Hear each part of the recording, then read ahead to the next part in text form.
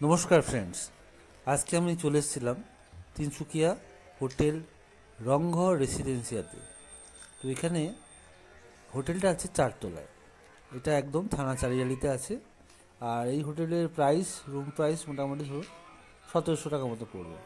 ঠিক আছে, এর উপরেও আছে 2200 টাকা বা তার সেরকম রুম আছে। আর এখানে সমস্ত রুম সার্ভিস পাওয়া যায়, খাবার দাবার সবই অ্যাভেলেবেল আছে।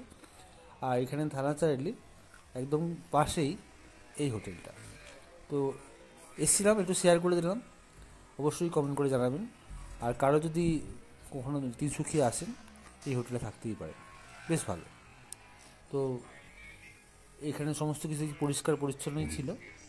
তো আমরা যেহেতু এখানে এসে গেছি, তো এই জন্য আমাদের বিছানাগুলো একটু এলোমেলো হয়ে গেছে।